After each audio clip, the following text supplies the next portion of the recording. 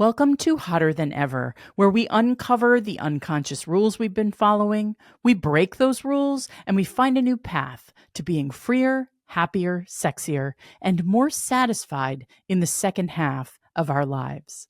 I'm your host, Erin Keating. As longtime listeners to the Hotter Than Ever podcast know, I am a somewhat skeptical believer in all things woo. I would not call myself woo per se. I am more woo adjacent. So when I met my guest today for the first time, I was delightfully surprised by the fact that although she has built a very successful astrology business, astrology business over the last 25 years, I was surprised by the fact that she is super bright and intellectual and not at all who I thought of when I considered what an astrologer would be like. My guest today is Ophira Edut. Along with her identical twin sister, Tali Edut, they make up the astrologers known as the AstroTwins. They are the longtime resident astrologers for Elle magazine. So if you've ever read the horoscopes in Elle magazine, that's their work. And they are the authors of over 20 books. These ladies have been very busy. And they just released a book with Simon & Schuster called The Astrology Advantage. Use your horoscope for personal and professional success, which is a whole new paradigm for interpreting the stars by simplifying your birth chart into 3 archetypes. It's really straightforward. I bet you're dying to know how any or all of this applies to you. Some of you might be going like, oh my God, Erin, astrology? No, you will be surprised by this conversation. Ophi and Tali have been on Bravo, MTV, Good Morning America, The Today Show, and they created the astrologically informed dating show Cosmic Love for Amazon Prime. Their work has been featured in Fast Company, yes, Fast Company, a business publication. And they're the advisors to a roster of CEOs, celebrities, global leaders, and successful entrepreneurs, including Beyonce. Yeah, heard of her? Dua Lipa, Emma Roberts. You know, it just goes to show you that the world is far more complex and interesting. And people are far more complex and interesting than we are sometimes willing or even able to contemplate. Just to get a little cosmic on you, I really believe that our black and white brains benefit from a little contemplation of the mysterious. And Ophi is here for it too. I ask her all the questions I have about astrology, where it came from, and why we kind of believe in it, even if we swear we really don't. All right, let's get hot. Ophira Edut, welcome to Hotter Than Ever. Woohoo! I love it. I am so excited to have you here because people have such a strong reaction to astrology, including me. And it is a treat to talk to someone who has made a life and a successful career out of this esoteric thing that people love, but it is so woo-woo. And Right. I just want to get into like what it is, how it works, why do we care about it? Like it is a weird outlier part of our culture that doesn't quite fit into this dominant narrative that we live in as a society, which is very rational and practical, not so woo. So we'll get to all of that stuff, but I want to start with your personal story because I'm curious how someone, a nice Jewish girl from Detroit, grows up to become an astrologer. Yeah. I'm curious about that too, because it wasn't what I meant to do with my life. That's for sure. I love it. And I can't wait to deconstruct the whole woo thing because we are talking after the book has been out a month and 3 months of doing like a huge podcast tour, speaking at the Fast Company Innovation Festival, Wow. and really like taking this woo perceived idea on the road into spaces that were not woo. It has been a fascinating experiment, but that is really has been my life. I was a nerdy, gifted kid, straight A student. I was very uncoordinated and in a class called special gym. It was like special ed gym. I want that class. It was like me and the most uncoordinated kids in class Oh my standing God. like, They were like, no volleyball for you. no, no. I mean, it was the little bratty dodgeball boys' fault because I was very active, but I would have to stand like a foot apart and throw a ball back and forth and try not to drop it when Oh we my had to catch it. I didn't even always catch it. It was bad, but that's to say that I grew up very academic and intellectual, but always fascinated by, things like the pyramids and kind of mysterious coincidences and luck. I was always winning contests as a kid. Had like a straight like I if I willed myself to win something, I would win it. And No so way. yeah, like I had a paper route. That's actually how I discovered horoscopes. In So I was newspaper. a scrappy entrepreneur already from before I was 10. And when I was 11, I had a paper route and we'd have to go to the paper station and open the paper to the middle and put the little coupon inserts in. And that's where the horoscope was. So I would see the horoscopes every time I put them in. There was a contest where you could win $100 with these fake stocks. So You won. that was the one I won. Yeah. Oh So my God. anyway, I had a bottle cap collection, collected over 13,000 bottle caps. So I have a weird pattern brain. I call myself a spectraquarian and and a photographic memory and a twin. And I Right. You're think an that identical twin. identical twins. So I was always born kind of mirroring and in relationship. We had our own language. So I think it was like the perfect storm for an accidental, bizarre career. But I did almost go to engineering school, ended up in art school, and my Virgo college boyfriend was also a little intrigued by horoscopes, got my full birth chart done when I was 21.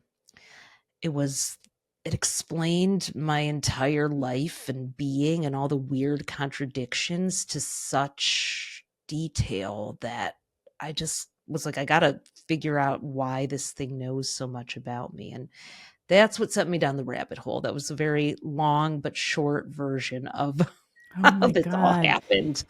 And Yeah. in your home growing up, your mother was My a mother is a rabbi. rabbi. Yeah. Okay. Mhm. Your mother was a rabbi and people spoke different languages, right? Exactly.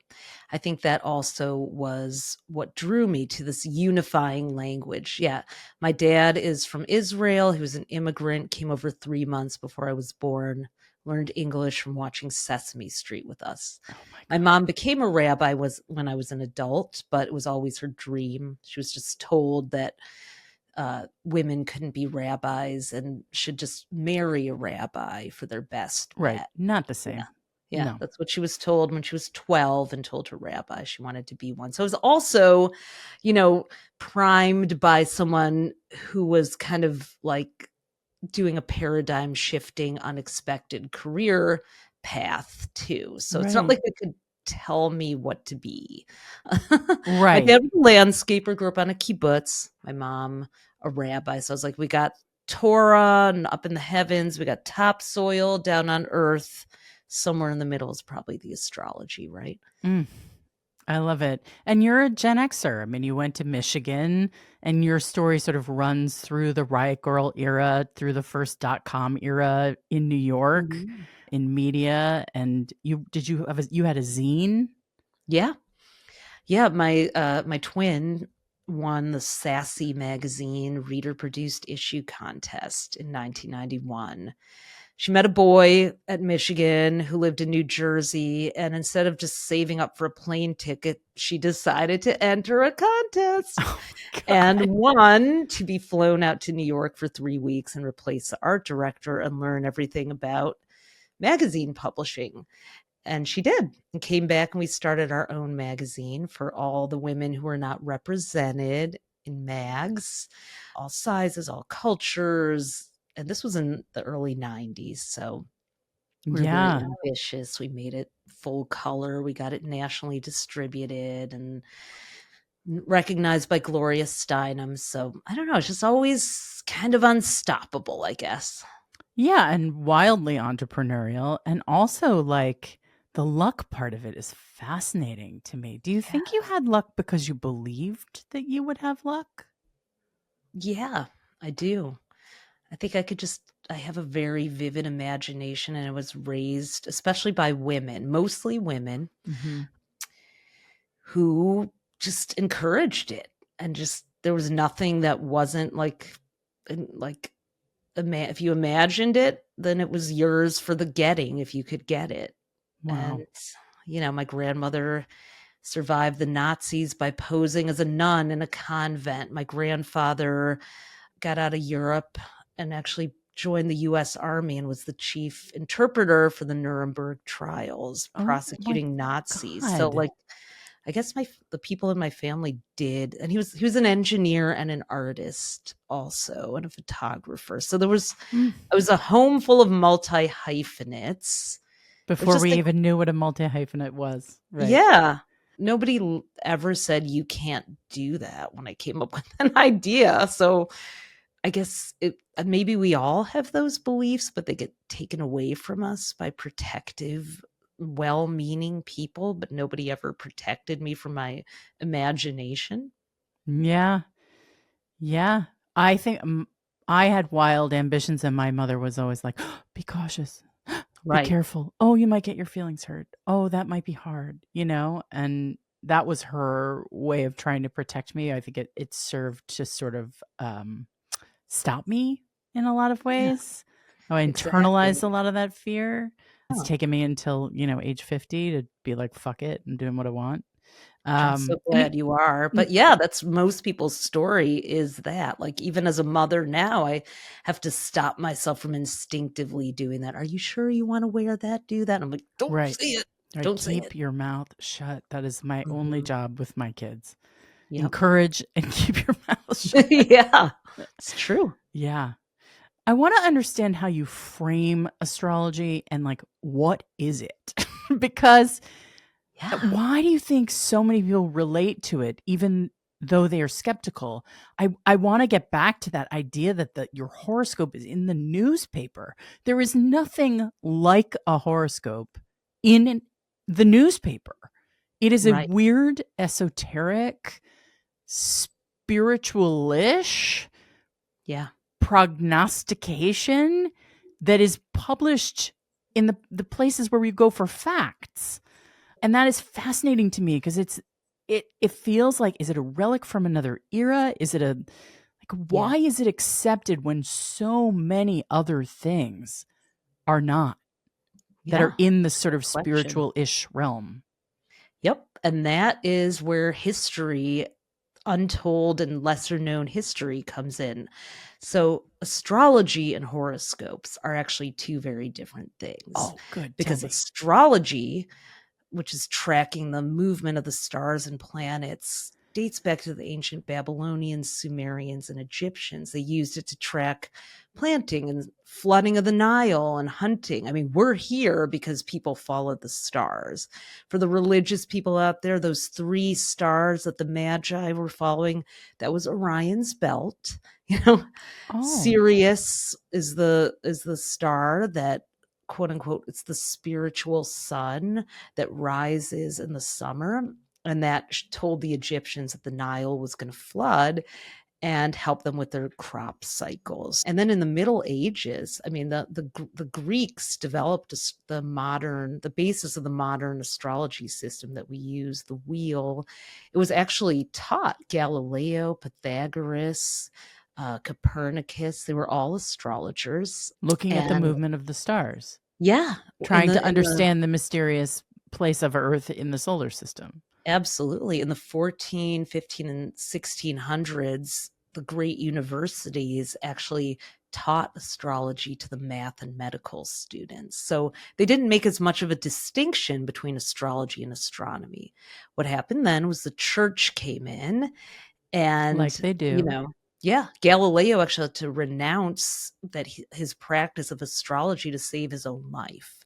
A lot of people don't know that, but it's factually accurate. And so then, in rebellion to the church's superstition, came the age of reason and enlightenment, which gives us our modern view of facts and skepticism. So they're all happening in reaction to each other.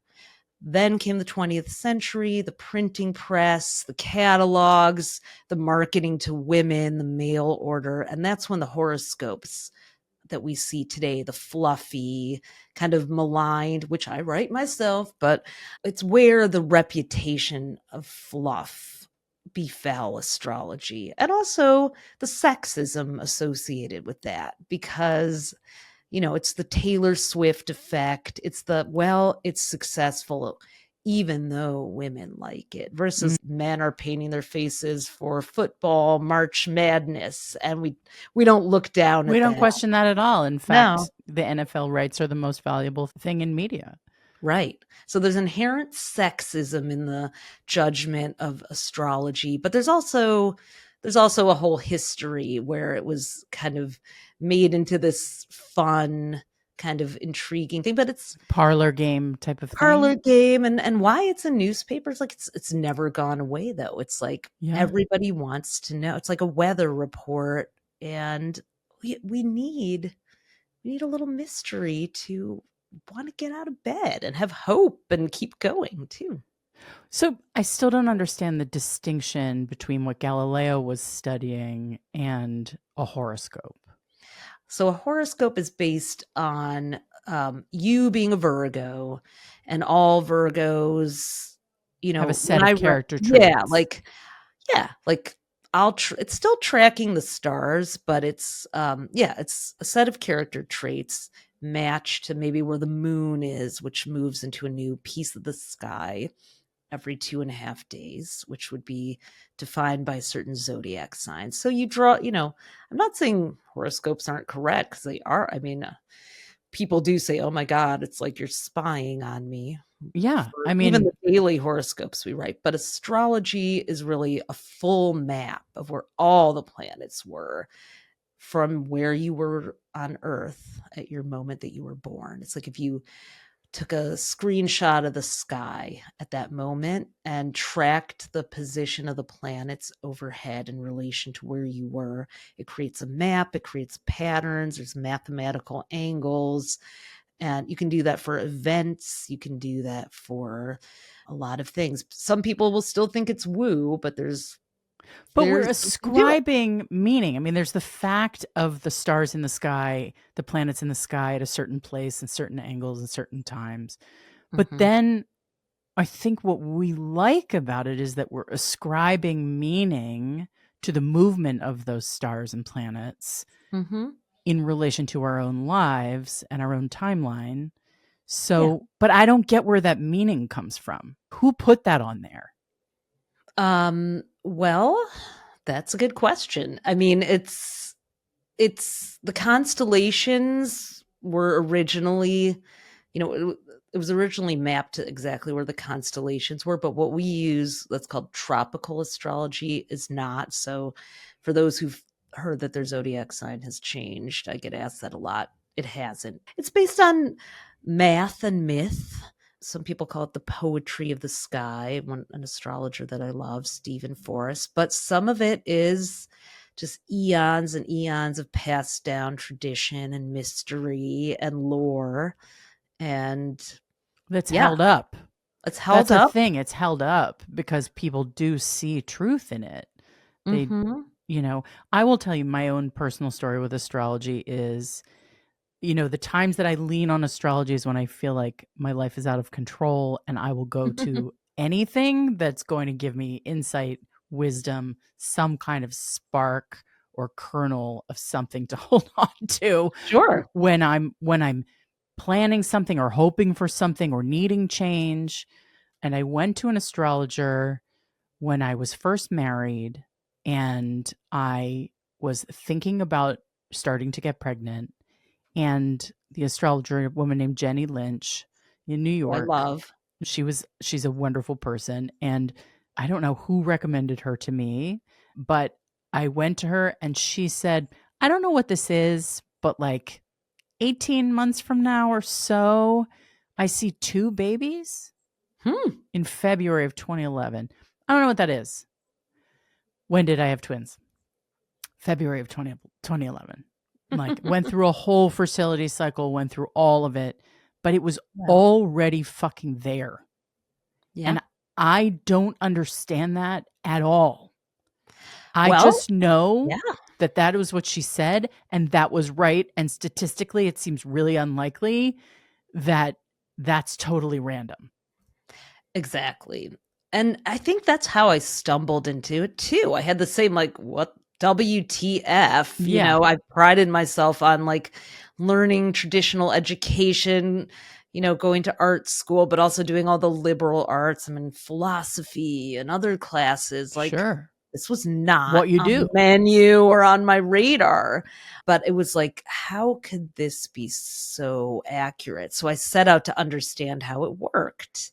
And it is like a weather dial. It's like your chart is just frozen. It's like exact minute of your birth, but the moving planets around it kind of move like a dial and they make contact. So, for example, if you're a Pisces, or your Which kids my are ex-husband and my kids are. Right. And all the men I'm interested in.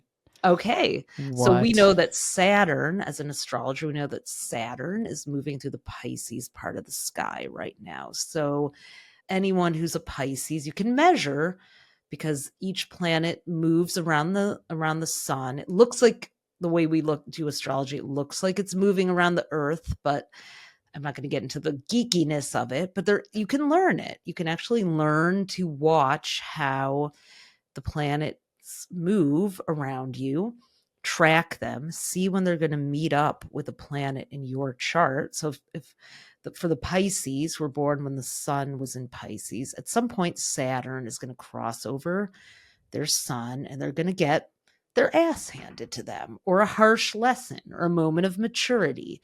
So see, you lost me in all of the movement of the planets and stars. I'm like, I won't. Well, Like, exactly. I don't. It turns into Peanuts' parents, but then when you go and get their ass handed to them, I go, oh, I'm tuned back in because I can connect with that. Yeah. And so it's just so interesting because you have this sort of engineering piece of your brain that stuff isn't won't for you. You know? Well, because it is like engineering, because it's like, where is it? Where is this planet? Where is that Look at planet? the angles. What's the angle and the degree? It's perfect for an engineering brain and a designer brain, actually, because I like to quantify and measure and see the whole picture. But I mean, we'll talk about our new book eventually, but it's called The Astrology Advantage because I wanted it to be a tool for someone like you. Many people are like you. Yeah. They hear the Peanuts parents, yet they long to, like, well, if this thing works so well, why would I not at least try it? Absolutely. But do I really have to learn hieroglyphics in a new language? The barrier of entry is a little too high. I don't have time and hard drive space in my brain to learn this. So we made a system to make it easy. So my 30 years of obsessively like studying it could be accessible to anyone at any time. Yeah. I want to get into that. I mean, this is a podcast for women over 40 where we talk about how to live our best, most authentic and satisfying lives in the second half, right? So I want to know what astrology offers to women over 40, especially the professional women who listen to this podcast, women who are going through some sort of reinvention in their careers or their relationships, how they're living their lives, this inevitable moment that you and I have talked about where we're sort of done everything that we're supposed to do and live this sort of life where we're following all the rules and we get to the top of the escalator and go, what the fuck are we supposed to do now? And, you know, we're taking stock. Like, am I happy? Do things need to change? Do I need to blow some things up? Like, how am I going to continue to grow? How am I going to find my joy when the culture says you're no longer important or visible once your kids are out of the house? It's like, we're all in this pivotal moment. And that is a moment for me where I'm like, well, maybe astrology. Well, you just answered the question. Yeah. I mean, it is the perfect moment when you're at a crossroads. We quote a statistic in the book that the average adult makes 35,000 decisions a day. And I think for women over 40, there's probably 20,000 more, because you're likely to be a parent. And if you're not maybe a pet parent, you're at a peak time in your career where you have to pay attention to everything, because you could move up the ladder, but you could also lose to a younger person coming in. You have to stay sharp. You have to take care of your cognitive and physical health. You may be getting the effects of perimenopause or menopause. Relationships could be shifting. Your hormone levels are shifting. You might have brain fog. You may need to balance out your hormones. And so there's, one of the things that we really like to use astrology for, very practically, is to help people plan, make confident decisions, and design lives that they love. Those are our three main things. We're Say that again. Planning, making confident decisions, and designing lives they love. Very unwoo, even though very it's unwoo. Yeah. Very coachy. Yeah, it is coachy. I mean, for me, it's funny because I had a client the other day, and for the first 15 minutes, she had been going to like a male astrologer and a tarot reader and all these people that just kind of fed her like manifestation-y kind of things, while she was just very passive. And she was confused because I was asking her to participate in the design of her future, because she thought, oh, I'm just tell me. Just tell me what it is. She was like, well, what do I need to do? I'm like, yeah, that's not the question to ask. Let's let me show you where the opportunities are, where the doors are open and where they may be more closed. But you, at the end of the day, are in charge of that. And that's why people distrust a lot of astrologers. I don't go to a lot of astrology community things, because while I love to talk astrology, it's like, chatting in a foreign language, but I don't approach it in a superstitious way, quite the opposite. So why, when you get to the top of that escalator, as you said, and you're looking at this wide open expanse of choices you could make, or you've just blown shit up, and what do I do now? The shock is wearing off. Then this can actually be a really helpful guidance system if you know how to, if you're empowered to tune into it, tap into it, use it to your advantage. Yeah. Okay. So the astrology advantage is a different idiom, right? For looking at astrology. So when you think about the astrological chart, it looks very Wiccan, right? It has these little squiggles, and it has this circle and all of these different things and different quadrants. And it's almost like it has a mystical feeling to it, something that you need to have unpacked and interpreted. But what you have done is basically change that visual design into an Excel spreadsheet. So, which is an Virgo, idiom. and you should like that. I mean, the Virgo in me likes it very much. Order, clean, clear information. And I think, because you've made a quiz on your website that you can take, it turns it into almost like, for the corporate girlies out there, like a DISC assessment or Myers-Briggs personality test, where, your HR department will be like, your team isn't getting along so great. So we're going to do a team building exercise, and everybody's going to learn about everybody's different strengths and weaknesses. There's all this corporate stuff that I feel like that's the idiom that you're playing into with this book. So it feels much more like modern life than, would you like to do my PR for me? Throwing some runes or something. You know what I mean? I sure do. You just nailed it. Yeah. Because I never wanted it to be, I don't like to mystify and complexify things for people. Life is complex enough. Now, there's a time and a place for the mystical. And for some people who are maybe a little bit bored and in need of entertainment or want to complexify and mystify, like you've got the rest of your life to have fun with astrology. But for me, I'm trying to help someone get out of pain or stress or uncertainty or frustration. So the last thing I want to do is talk over their heads. Like, I geek out on problem solving the problems of modern life for people. So I don't want to be like, so your Jupiter is in Sagittarius and that means da da da da. And I'm like, I'm so fucking sick of this. Like, like, but then I also don't want to be like, so you're going to have a really lucky career cycle coming up. And then the person's like, well, why? How? When? And Wait, like, well, that's what I want though. I'm like, yeah, when am I going to fall in love? When's the right, money coming?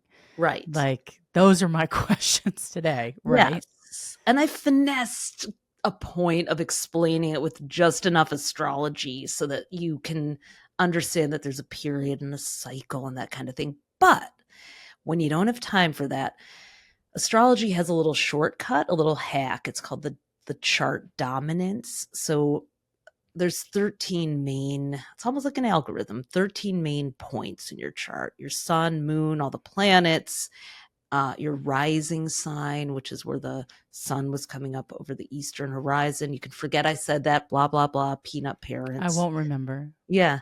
And then no, and that's okay. The north and south nodes, which are the destiny points. So you can average out how many of those are in fire, earth, air, and water signs. And then there's 3 classifications called the modalities. And those are like your astrological Myers-Briggs. They're the qualities. Are you kind of a leader? Are you a builder? Or are you a marketer? Are you a starter, a sustainer, a finisher? It's like all the things that one would find in a Myers-Briggs or a strength finder. You can reduce it to that. So their astro names are cardinal, fixed, and mutable. The cardinal signs start the seasons, the fixed are in the middle of the season, and the mutable end the season. And that's what gives them their flavor. But we rename them Innovator, Authority, and Maven. I am, because people would remember it. I love personality tests. I love Yeah, they're the best. Myers-Briggs.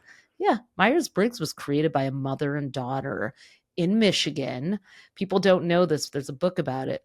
The mother actually, they were inspired by the Jungian archetypes. She started by writing erotic fiction about Carl Jung and mailing it to him because she was so hot for Carl fell Jung. in love with his brain. Yeah.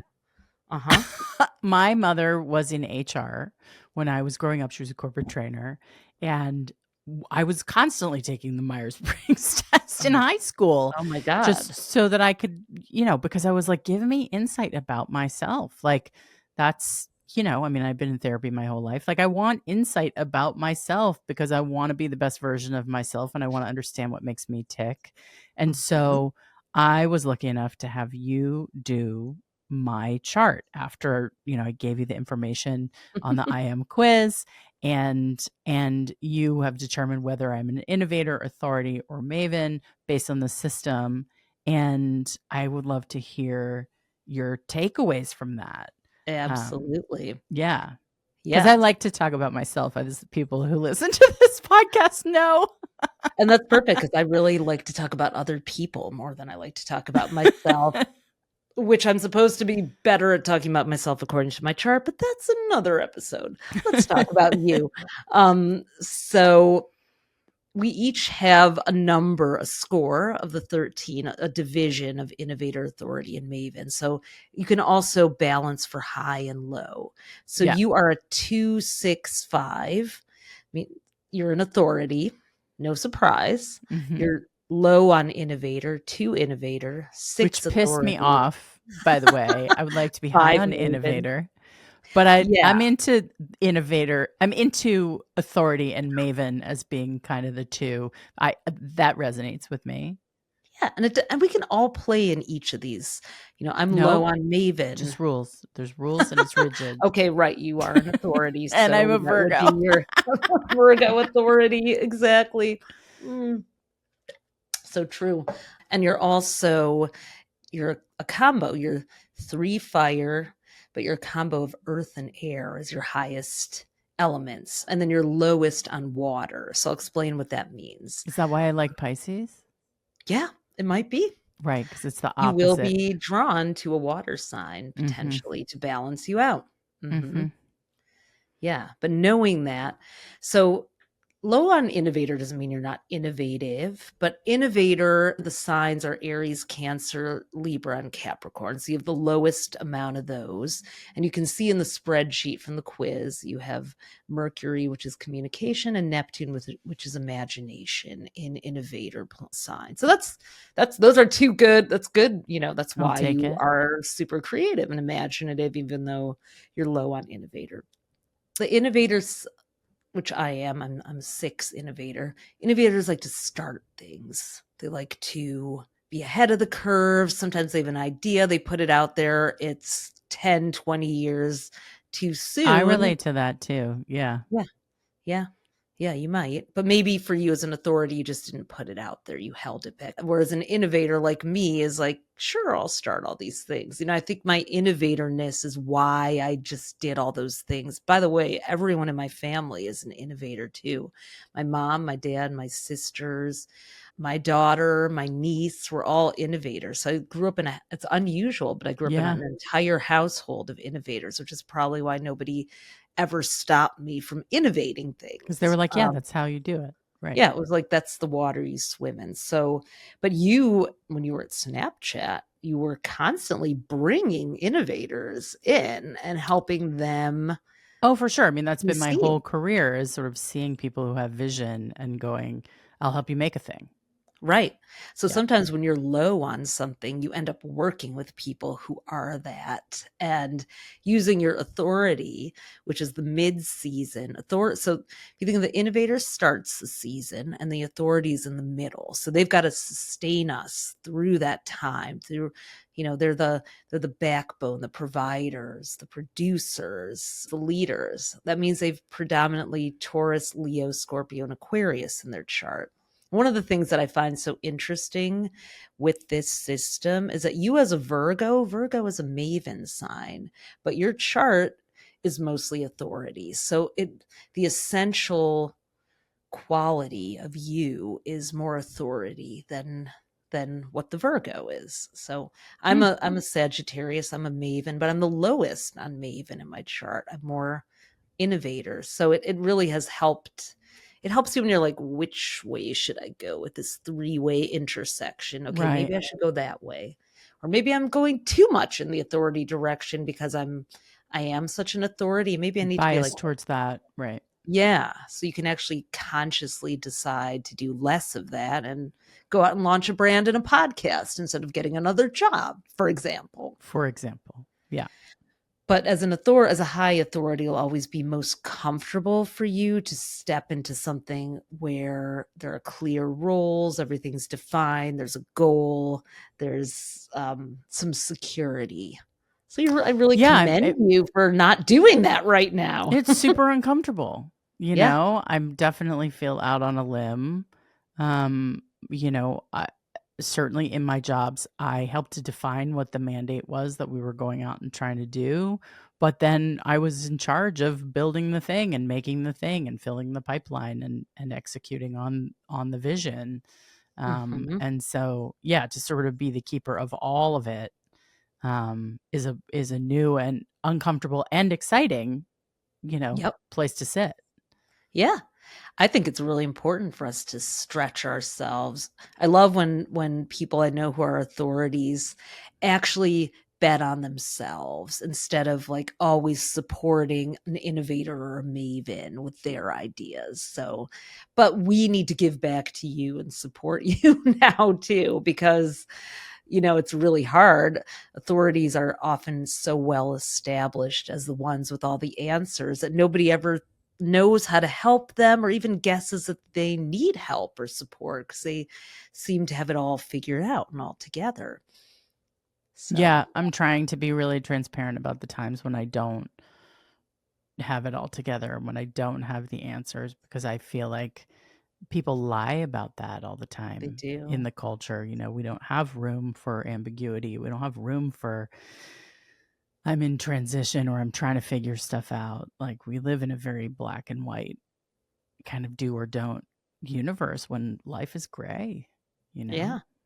But that's one thing that's great about authorities is that they tend to have a lot of integrity. So you've thrown yourself in a role where if you were to lie, it would go against your strong authority Yeah, I values. can't. I suck at No. it.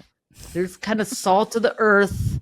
You're very high, and you're almost as high on Maven, which is Yeah. the finishers of the season, Gemini, Virgo, Sagittarius, and Pisces. So Maven energy is they're the ones that like once the thing is made, gather everyone around the table to enjoy it. So you have the archetype of you need someone to help you launch, help you get off get off the dock and start rowing. But once you're there, you're like, all right, we got this. And you get everybody, get the team, you bring the team together. Maven energy is about community and connection and collaboration. So, you have the archetype of a stellar producer and team captain. And Mhm. knowing what I know about you, that really does track Yeah, it perfectly. tracks. Yeah, Yeah. it tracks. I want nothing more than a big team, Yeah. where we can all be sort of pushing in the same direction. But the lower innovator it's like what I always advise is like to differentiate yourself more. Like, you're rock solid at what you're good at. You got the whole team, but there's a little bit of an allergy to ever looking immodest in some ways, or Yeah, like you know, even though like you're the shit on the inside, totally. you're just Totally, like, but oh I my don't god, wanna I would be a rather die. Yeah, braggart or like a show off or, I have some friends that are so great at marketing themselves yeah, and they no, just fucking throw it out there and are shameless in terms of their pursuit of whatever it is that they're trying to get, or yeah, say or do or evangelize. And I'm always a little like, I'm just over here, building a thing. no. So, There is no I in team, but there's an mhm, A and an M, as I like to mhm, say. So mhm. so maybe you need an innovator to be your hype, Oh, I person, 100% and need that. Yeah. yeah. Yeah. So it's funny because I'm actually teaching some workshops on personal branding with I am and telling like if you only invest in one thing for each of the archetypes, and if you're low on innovator, you want to probably invest in a publicist Yeah. or like a reel about yourself and that kind of thing. Yeah, So and that's been really helpful for me in growing the podcast and um is sort of putting that in other people's hands, you know. yeah, you do that so well, but that's delegating is not an innovator's strength. So we all the real point is that when we understand these archetypes and we're not trying to fuss over, is that a Jupiter symbol or do you say it Uranus, or is there any non-awkward way to say this planet? Right. Yeah, Saturn has returned. Where was right, it? Yeah. right. Like I love the geeky knowledge, but when we're not thinking about that, we can be like, oh, what should I do as an so I've taught I am to thousands of people over the past 5+ years. I've been piloting it in group coaching programs. I've done it with executive teams. I just like Okay, I so said, what yeah. kind of corporation has you come in? I mean, I've been Because in is it largely female driven organizations? not always. Now, yes, that is a more likely place, but I have done something for the whole Saks corporate team. Uh-huh. Obviously fashion, beauty, those kind Yeah. of but a lot of banking and yeah, that kind of thing. And I did a hedge fund. It's like no, you'd be surprised. It's funny because I asked one of my hedge fund clients, like, is this weird that we're doing this? And he said, no, because we have all these tech people now in our business and they're all going to Burning Man and doing Oh, that's psychedelics. right. And they're kind of suggesting that this stuff can actually help us expand our minds and get an advantage. And I was like, well, that's why I named it this. Named it the Astrology Advantage. So Yeah. they're surprisingly open to it. That's interesting. I mean, I do think we're in a moment where, because organized religion is, on the wane, except for evangelical versions, which will always have their appeal since there's so much certainty there, Yeah.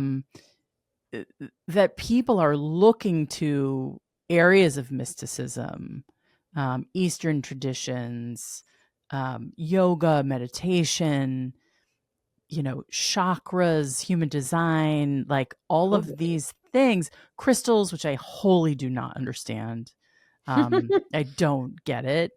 People are always saying things like, that's so high vibe, that's so low vibe. Like, I don't even know what the fuck they're talking about, but people are interested in adopting this sort of spiritualism, Yep. or they'll call themselves, like on dating apps, people will say, like, I'm Jewish, so I put that I'm Jewish, but a lot of people will say spiritual, Spiritual. Yeah. right? Heard Which is that. like, I don't participate in organized religion, but I have my own sort of set of beliefs around the mysteries of the universe. I could say the same Right. thing about myself. I don't know that I Yeah. ascribe to Jewish religious Right. tenets, but certainly culturally I feel Jewish.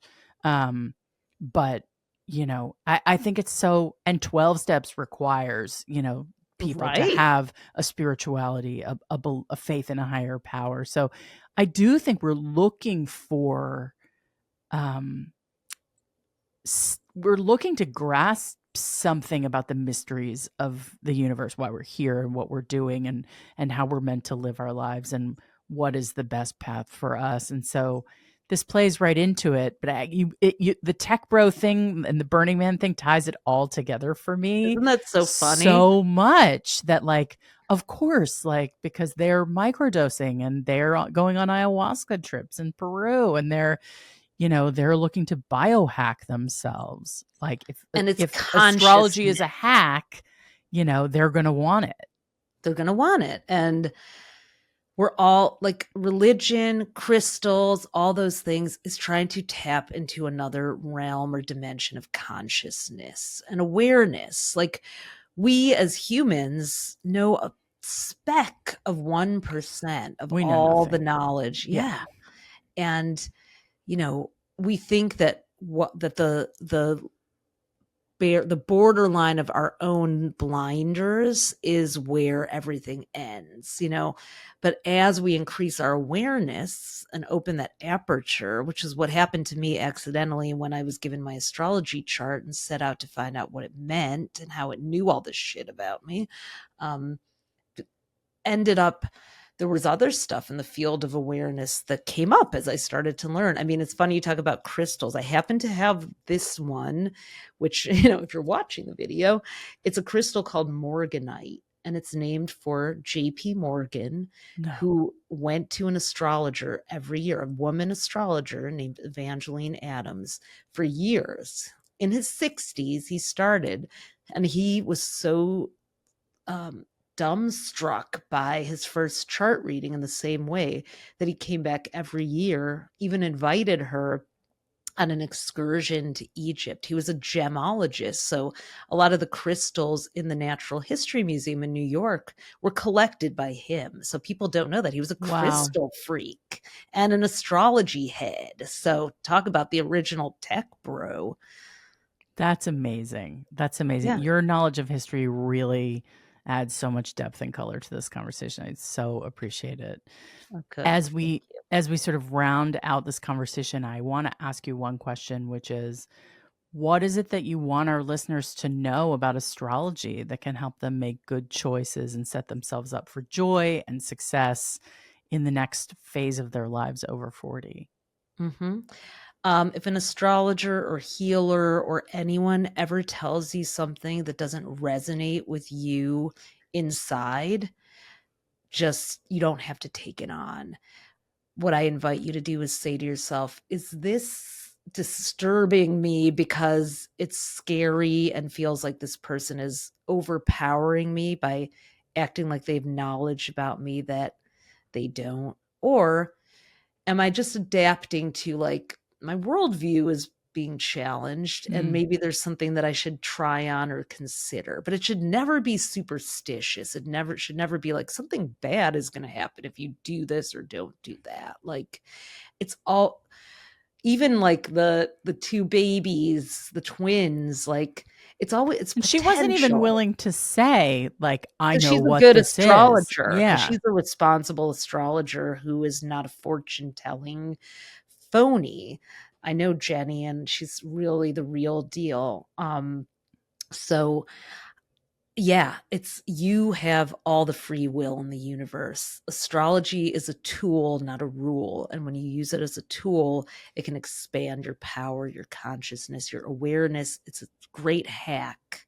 It should never be used as a superstition. So that's one of the things I wish people knew. And yeah, come and do your I am archetype. Yeah, go online to astrostyle.com and do the Astrology Advantage I am archetype quiz. It is really interesting what comes back. Buy the book. We'll put all the information about where you can do that into the show notes. And Ophi, thank you so much for coming on. This is such a fascinating and wonderful conversation. I loved it. I loved it. Thanks for listening to Hotter Than Ever. If you loved this conversation about astrology and how you can use it to gain an advantage in your work life and in relationships and anything you're trying to accomplish in this one and only life of yours, please write us a review on Apple Podcasts. If you haven't done that yet, that is just such a helpful way to tell podcast listeners that you really dig what we are doing over here at Hotter Than Ever. It makes a lot of difference for our show. Please also share this episode with your besties. You know, that one who's a Libra, who's always juggling the scales. I'm literally know nothing about Libras. I just know that they have scales, and it's like they're always weighing one thing or another thing. I know a lot about your Pisces friends who are like fish swimming in two different directions. Really, I know the most about myself, which is Virgo. Obviously the best sign.